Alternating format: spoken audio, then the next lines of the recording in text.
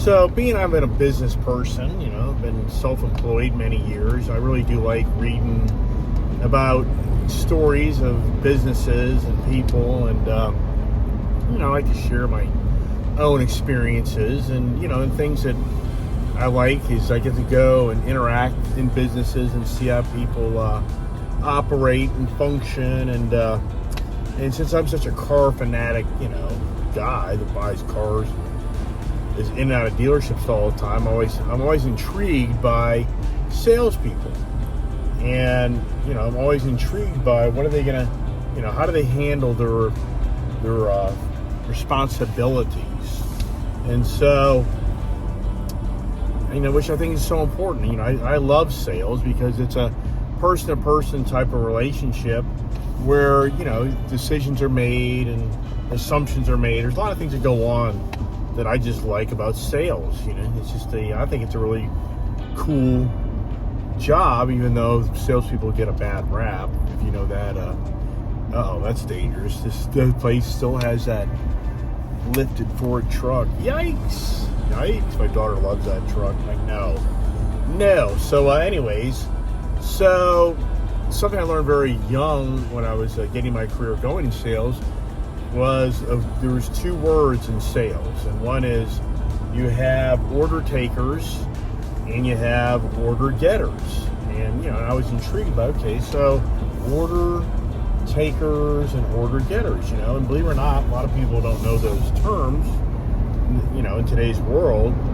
And an order taker versus an order getter. So an order taker, that's an individual that's responsible to be in a position at a company that people come to them, already conditioned, wanting to buy something. So you as an individual, your responsibility is that you're going to take an order from this individual. It could be as simple as working at Chick-fil-A. A person rolls up to the window, or to you standing there in the parking lot, or you taking an order through the terminal, the point of sale terminal, where that person now gives you an order to take and you process it.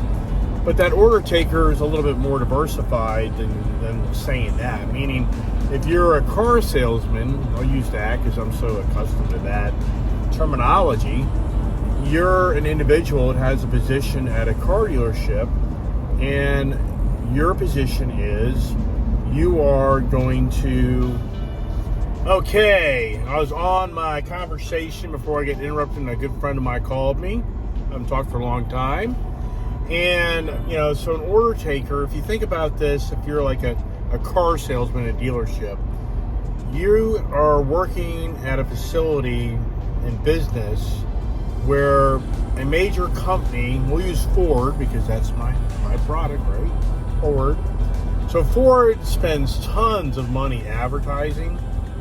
And then when you drive around, you see Ford vehicles, and one of your friends or somebody knows somebody gets the brand new Ford Raptor, or the Ford GT500, or the new Ford Maverick, or whatever it may be, whatever vehicle car. But that's advertising. That's basically free advertising for you as a person at the Ford dealership.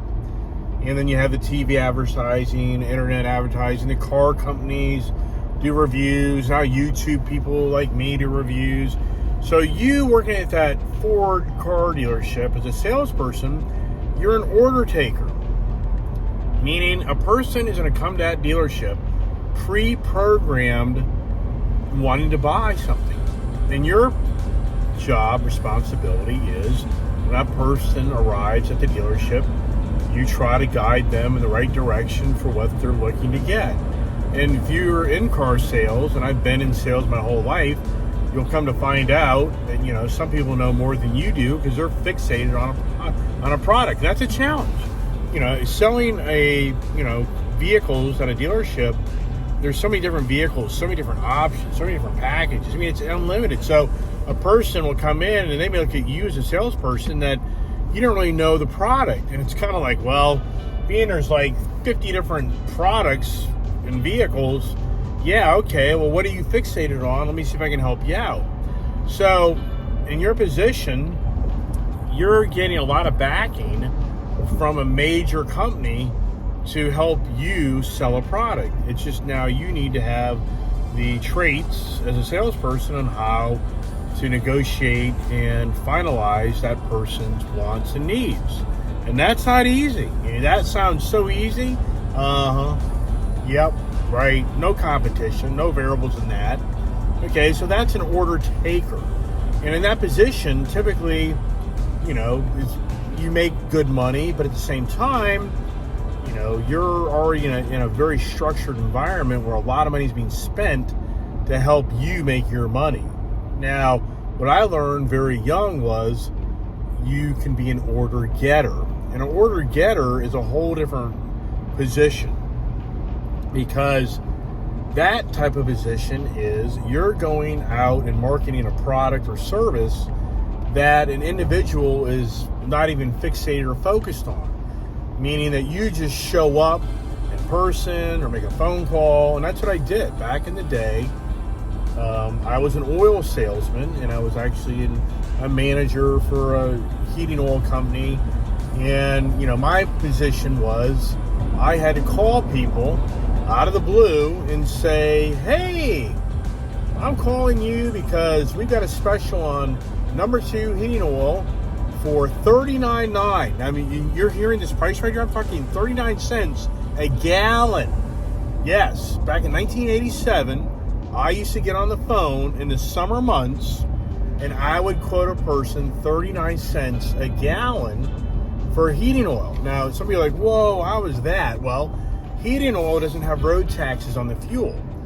So you can just factor if it was diesel fuel, there's 50 cents of, taxes on that. And now it's $89.9. So in heating oil, there's no tax on that fuel. So I would call people, and a person in the middle of summer, they're probably thinking about going boating today, swimming today, motorcycle riding. Who the hell knows what they're thinking about? But they're not thinking about buying heating oil. And all of a sudden, a guy calls them up on the phone. Or I was doing door-to-door sales. I was doing door-to-door sales, selling heating oil in service contracts to service your furnace, because oil is a dirty product, and furnaces get that unburnt oil, and you've got to clean those furnaces up. So I was really walking and beating the streets in my very young years of getting going in my career of sales. And trust me, did I want to throw up but every morning I got out of bed to go do that? I mean, oh my God, that was very, very challenging, but I knew long term that would be rewarding, even though I hated it, because you have to go. I'm walking up. You can't even do that in today's world, but I was walking the streets of neighborhoods that were dominant with heating oil, and I would go and knock on a person's door, and most times nobody'd be home, or people didn't want to see you. The third salesman, there'd be a sign out front of the guy's driveway. The third salesman always gets shot. Isn't that comforting? I thought that was kind of funny. Did I keep walking there? And yeah, I walked up to the door. How stupid am I, right? So anyways, an order getter is somebody that goes and they are trying to sell a service or good to somebody who's not even fixated on that service or good.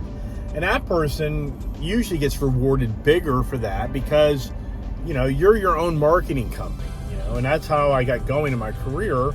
Just like I was telling you earlier in the day, I sold a wireless car wash product where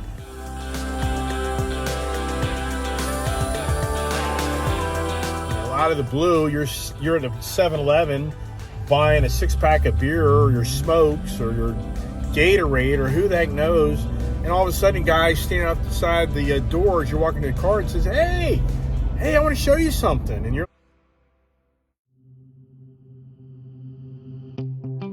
like, what the hell does this guy want? And as I sit there and demonstrate a wireless car wash in your dirty car, and now I'm trying to convince you out of the blue that you need to buy this car wash product. So that's an order getter. It's much more challenging, but at the same time, it can be much more rewarding for the monies to be made. Not guaranteed by any means, but there's your definition in business. We have order takers in business, and then we have order getters. And typically the order getters get a bigger reward than the order takers. So there's a lesson for you today in Business 101, sales and management. And I'll continue to tell you my other ideas, and hopefully this helps you as a person just kind of get a little more clarified of, yeah, that kind of makes sense, and helps you, and if you're a salesperson or whatever it may be. So we'll continue on.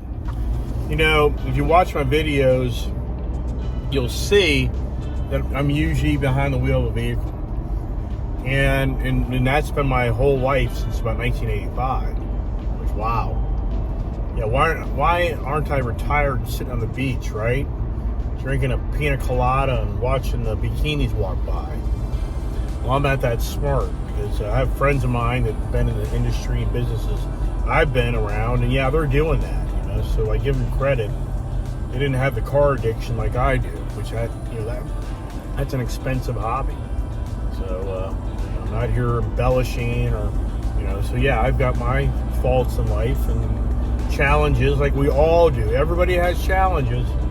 I don't care who you are, you ain't perfect. So my real reason I'm talking here is, if you notice, I'm always in a vehicle. So where's my office? Yeah, you can stay back at your home. Yeah, but where's my real office? It's my vehicle. And some people be like, yeah, okay, well, so that's why I've had so many cars. And that's why a lot of times I have a lot of cars, because I just live behind the wheel of a car. And I'm not going to put 50, 60, 70,000 miles on a vehicle. I know a lot of people will. I'm not.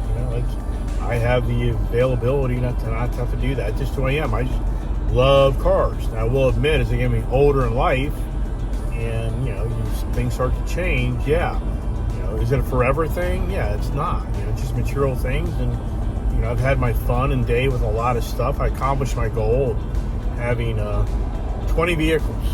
So for me, anybody watching my videos, I was up to 20 new vehicles. That was my goal, and yeah, that's all disappeared, but that was my goal, and I accomplished it. So yeah, that's crazy. Yeah, I'm not even talking about motorcycles. I'm talking about cars and trucks. I'm talking brand new vehicles. So from 2019 to 2018, 2019 to 2020 model year vehicles, I got up to my prime of 20 cars and trucks. It's been crazy. I'm a used car business. Why aren't I in the car business, right? So once again, I'm just radiating back to you that you watch my videos. I'm not embellishing that I live behind the wheel of a car, because if you look at my videos, where am I? I'm not walking the streets. I'm not sitting in an office. I'm driving behind the wheel of a car. I've been blessed and fortunate to have all that. But like I say, the heyday, I got my heyday out of me, and it's been good. And now, what's the goal? Actually, I've gotten rid of now 15 vehicles in the last year. Now, that's including ATVs and motorcycles and side-by-sides. And I've replaced, a few, motorcycles. So, but at the same time, I'm on the page where, I'm getting older, and you got to start being smarter. And I'm on the page, too, that I unfortunately believe that, we're in for times of change. And like I told you many times, I'm not going to preach the doom and gloom, but I can say that we will see a change of times here in the next year. And, I'm not going to get the gloom and doom thing going, but this time around, the pandemic caught me off guard, and it was a huge financial challenge for me, and I'm not doing that again. So it's obvious that the powers to be, state and federal, have much more power than I have, which, who doesn't know that? And at any moment, they can turn the lights off. At any moment, they can make decisions and said, we're going to change that. People be like, oh, you're radical. All right, okay, well, look at the pandemic. That's why in my videos, I talk about fake money. There's more fake money in this country than ever before, and that should be, a signal that there's no more fake money being printed. So yeah, that's doom and gloom, right? But no, I'm on the page. You're going to rise above this. You'll be bigger and better. and you're going to have to adjust your lifestyle, but so what? You're going to be bigger and better. That's what I've done my whole life. I've adjusted to the environment, and I've gotten bigger and better, and there's no doubt in my mind I'll rise above it. And you have to have that type of faith. You know, if you watched my Think and Grow Rich video, that's a huge, the 12 steps to financial success, the 12 steps of Think and Grow Rich: positive mental attitude, sound physical health, harmony in relationships, freedom of fear, hope of future achievement, capacity for applied faith, willingness to share one's blessings in others, to be engaged in labor of love, open mind on all subjects, complete self-discipline, knowledge of understanding others, financial security is the 12th. You master all those. 13th is the sixth sense, capacity for applied faith. Wow. Freedom of fear. Okay. I mean, that list I just said, write it all down, put a check mark to everything I just said. I guarantee you can't put a check mark next to all those 12 steps. You won't. And if you do, you're just probably making yourself feel good. I doubt it. All right. I'm getting close to the shop. Got to take care of other things.